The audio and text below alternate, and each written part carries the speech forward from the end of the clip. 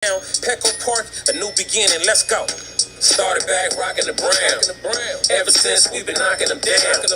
Baby said she wanna go to the game. Taught her how to say Padres gang. Started back rocking the brown. Ever since we've been knocking them down. Mitchell and Ness with the old school name. All of the homies holler Padre gang. Yeah, that. What's up, everybody? Welcome to the Talking Friars pregame show for August 15th, 2022. I'm your host, Ben Fadden. Padres and the Marlins get underway today at Lone Depot Park. I think that's what the name of the stadium is now. 3:40 Pacific time is the first pitch. It'll be Joe Musgrove on the mound for the Padres, and then Sandy Alcantara on the mound for the Marlins. It's going to look like it's shaping up to be a really, really good pitching matchup. Musgrove has an ERA under 3. Alcantara's ERA is almost under 2. So, yeah, this is going to be a tough test for the Padres offense. It's going to be probably a tough test for the Padres offense this entire series. They have Alcantara game 1 here, and then I know they face Pablo Lopez game 3, and then they face another young pitcher, I think last name Cabrera. He has a ERA, I think, under 3 as well. So it's going to be tough. But the good news is the Miami Marlins bullpen isn't that great. And the Padres obviously have the lineup advantage, right? They have Manny Machado, who just won the National League Player of the Week, by the way. Thank you to Jim Russell. And they also have Juan Soto and Josh Bell. I know he's gotten off to a slow start, but you look at this Marlins lineup. Is there anyone that scares you? Jesus Aguilar, can he hit some home runs every once in a while? Sure. But he has 15 home runs. That's it this year. After that, in this starting lineup today, the most home runs among any player is Miguel Rojas, who has 6. They have a couple guys with 2 home runs, a few guys, and they have one guy with no home runs playing first base today. Peyton Burdick, that's actually his name. I'm not kidding. Peyton Burdick. He has 1 home run. He's batting 8th. He's in center today. Luke Williams, he has 1 home run. They have nothing in this lineup, compared to the Padres. So this is definitely a series where they have that offense advantage. They should have an offense advantage pretty much every series, except probably a few. So that's the good news. And then they come back home, obviously, to play the Washington Nationals Thursday, Friday, Saturday, and then Sunday. And so hopefully they come home.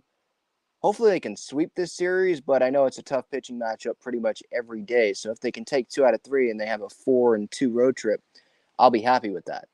By the way, I am doing this on my iPad again. My computer continues to not work, so I have no idea what's going on there. Padres are 65-52 entering today. The Marlins are 50-65. Again, Musgrove against Alcantara today. What's up, everybody in the chat here? Brisk, Aldego, MCAG Sports. Brisk says, did you see Joe wearing a Juan Diego shirt? Is there a way to make Soto the face of the Padres?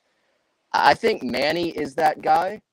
I think Soto definitely is one of the faces of the Padres. He's one of the best players in baseball. So even if Tatis was playing and he didn't go through all this crap,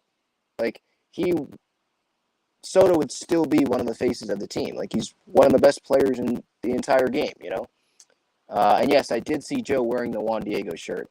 Breaking T actually mailed me one of those because I'm partnering with them with the shirt. AJ Preller is a legend. If you want to pick up that, breakingt.com/talkingfriars. I'm partnering with them, so they sent me a few shirts. The Soto Shuffle shirt as well, so yeah, if you see me around Petco, I'll probably be wearing some of those shirts. I'm coming in with static, someone says. Yeah, I have my earbuds on. Let me see. Hopefully this can fix something. Yeah, I apologize. My computer isn't working, so I can't plug stuff in. So my mic that is sitting right here, I can't use that. So hopefully you can bear with me. Both lineups are out. I want to go over the pitching matchups first here a little bit. Musgrove, last time out, he bounced back. He had a 4 or 5 start stretch where he really, really struggled. 5 runs, 4 runs, 6 runs, But his last time out, August 9th against the Giants at home, Padres won this game. He went 7 strong innings and gave up 1 run, struck out 4, didn't walk anyone. And this year, when he's on, he's not walking really many guys at all. He walked, well, actually, that's kind of weird thinking about it now, or just seeing it now. 4 walks was the most walks he's had in any single game. And that game, he didn't give up any runs. But still, like, my point is, like, he's not going to walk a lot of guys. He's going to throw strikes. He's going to go deep into ball games most of the time. And so the Padres have a great chance to win today because of that. And then with Sandy Alcantara, he hasn't been as solid since probably, the All-Star game? He's had a couple 4-run outings that he's allowed. Last time out, August 10th at Philly. He went deep, 7 2/3 innings, but he gave up 4 runs in the Miami Marlins loss there, 4-3. The start before that, though, he went a full 9 innings, complete game, in a 3-0 win. That was against the Reds, but still, it's a complete game. So it's going to be a very, very good pitching matchup. Alcantara, him and Musgrove, I think they pitched back-to-back in the All-Star game. Like, these are 2 really, really elite pitchers so far this year. So I'm very excited to watch this pitching matchup, and you would think that it's going to be a close game. Now, whenever these elite pitching matchups, at least that's what it feels like it's going to be on paper, whenever that happens, usually it's like 6-5 or something. Hopefully that doesn't happen today. I want to see a good pitcher's duel, and the Padres obviously come out on top. Maybe like Josh Bell hits his first Padre homer. That would be pretty cool. Small sample size for most guys. I mean, Josh Bell is 23 at-bats, hitting .217 off of Alcantara.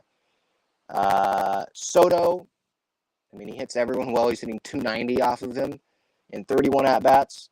My Padre pick today, by the way, is Manny Machado. He's batting 3rd in the Padres order today, just like he pretty much always is with Soto in the lineup. Soto 2, Manny 3.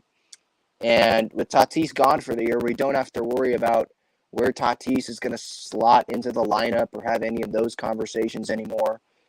This is what it's going to be, pretty much. I mean, top 5, top 6, that's what it's going to be. And then Grisham, Kim, or Nola or Alfaro, that's going to be 7, 8, 9. That's some type of combination. Profar's leading off today. It's 1 through 6 is the same. Soto's in right, Manny's at 3rd, Bell's at 1st, Drury is DHing, Crony's at 2nd, and then Grisham, Kim, Nola. So that's pretty much what it's going to be. And then the Marlins lineup, Joey Wendell is at 3rd, John Birdie, Jesus Aguilar, J.J. Bleday. He was one of their high draft picks a couple years ago. Miguel Rojas, he's still there. Jacob Stallings, Lewin Diaz, Peyton Burdick, and Luke Williams. So, yeah, not a great lineup. No power, really, at all. So that's what we got here. Musgrove, Alcantara. For the Padres bullpen situation, Josh Hader is not thrown in at least 5 days. In the bullpen chart that I put out on Twitter, you can literally see that his row is literally empty. I put out a bullpen chart for anyone that's new. It's on Twitter at Talking Friars. I encourage you to follow all the social medias, by the way. Instagram, TikTok, Twitter. The bullpen chart, I put out the pitch counts for every Padres reliever in the last 5 days. Hader has 0 pitches in these 5 days. Garcia will be available. Chris Matt, Morahone. I would think all those guys would be available. Tim Hill. Nick Martinez and Suarez threw yesterday. Martinez 19 pitches. They usually don't pitch him back-to-back days. Suarez 16 pitches. So maybe those 2 they try to avoid today, but everyone else should be available. And more on what to watch for us today. The Hader stuff. Will he get that closing situation? That feels like that's really when the Padres are using him. I think he was warming up yesterday, but he didn't get used.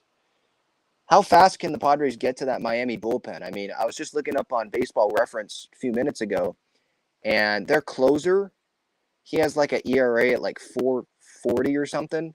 So it's not a great bullpen. And you know Alcantara is great. But you think if they can get that pitch count up, obviously Profar, Soto leading off, first 2 guys, that's not easy for opposing pitchers. If they can get deep into Alcantara's pitch count early, that probably will set up for the Padres to be able to score some runs off of the bullpen. Soto has a 19-game on-base streak entering today, so can he get to 20? Manny's obviously back. He's from Florida, back in Miami, coming off the NL Player of the Week. You would think that he's going to continue to play well. And Musgrove, can he continue to rebuild or rebound, continue to rebound off of that 4-start stretch from like July 13th to August 4th, where there was like one like good start, but it was 4 runs, 6 runs, stuff like that. Last time out, pitched really well, like I talked about earlier. So can he continue to rebound? That's going to be a good question or a good thing to watch for in this game. Like I said, my Padre pick is Manny. For anyone that wants a standings update, let me load that up real quick. The Dodgers play the Brewers today, and I know that's of focus. We're probably going to want to be Dodger fans, which is hard, but we're probably going to be Dodger fans because Milwaukee they are 2 games back of the Padres in the wild card standings. So you want the Dodgers to be the Dodgers and go whoop up on Milwaukee. Padres whoop up on Miami, and maybe by the end of this road trip for the Padres, come Wednesday afternoon, they have like a 4 or 5 game lead on Milwaukee for a wild card spot. Because that's the team. That's the team they have to worry about. They have to be better than Philadelphia or Milwaukee. Philly has the 3rd wild card spot. San Diego has the 2nd, and San Diego is a half game up on Philly for that final wild card spot. They're 2 games up on Milwaukee. That's it. They are, I think, 6.5 up on San Francisco. Like, they're out of it. They won that San Francisco series, so they took care of business there. Be better than one of the 2 following teams, Philly or Milwaukee, and they're in. So you got to pretty much be a Dodger fan right now. And I believe Philly plays at Cincinnati, so be a Reds fan a little bit. Right now, I believe the Padres are 5.5 back of Atlanta for that final wild card spot. So they're really going to have to go on a run, and Atlanta's going to have to tank.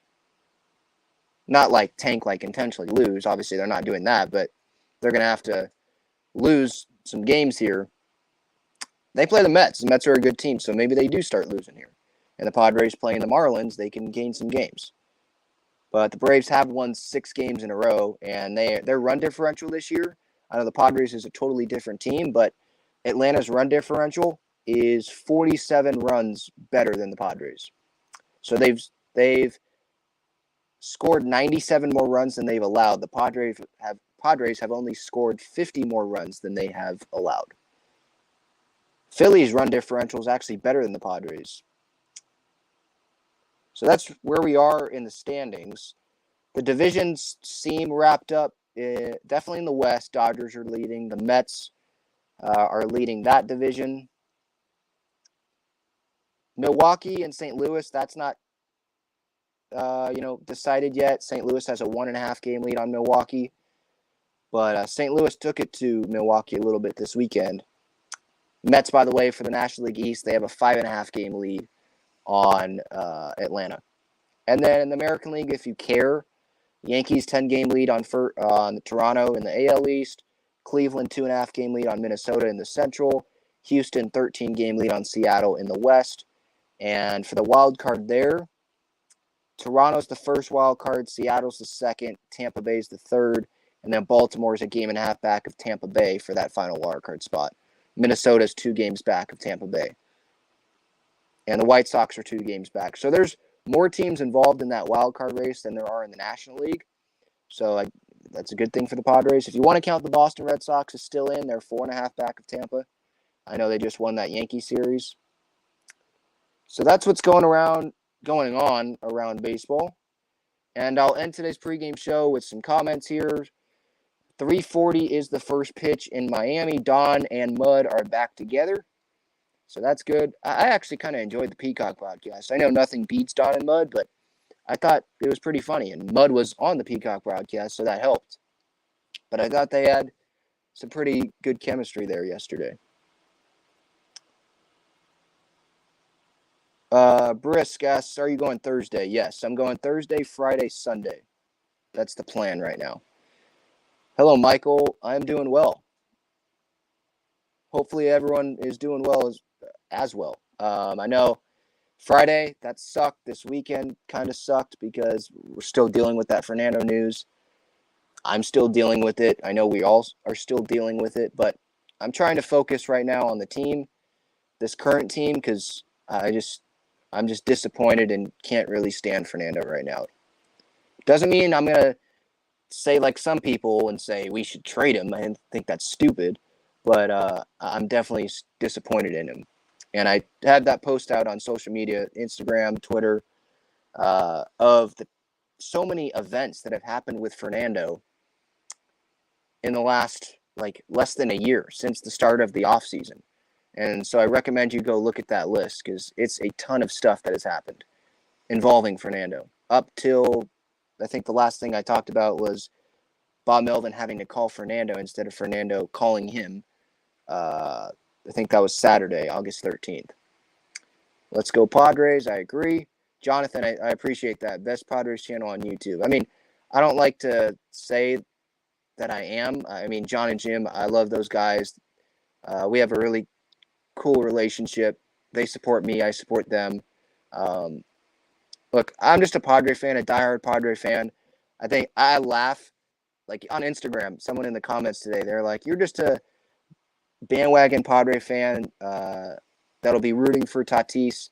Or excuse me, like you're a bandwagon Padre fan. Bring that same energy when Tatis is hitting home runs for you next year. It's like, okay, man, whatever. Think what you want to think. I have pictures of me when I was less than 10, I think, with Khalil Green on the field during photo day. Like, stop. Like, I'm the last person you want to call a bandwagon fan, Stop. My parents, my family, we've been going to games. We were going to games in 2017 and 2018 when the team was trash. I was going to games trying to get autographs from Manuel Margot and Carlos Asuaje because I was excited to see them play in September. Like, what was I thinking then? Like, just stop. All right, I think that's going to do it. Pre-game show, Padres Marlins today. Hope you guys enjoy the game. I'll have the highlights at Talking Friars on Twitter. Social medias, Instagram and TikTok as well. Instagram at Talking Friars, same thing with TikTok. Subscribe to this YouTube channel for daily Padres content. Enjoy your night, everybody. Early game, and I'll talk to you later. Go Pods.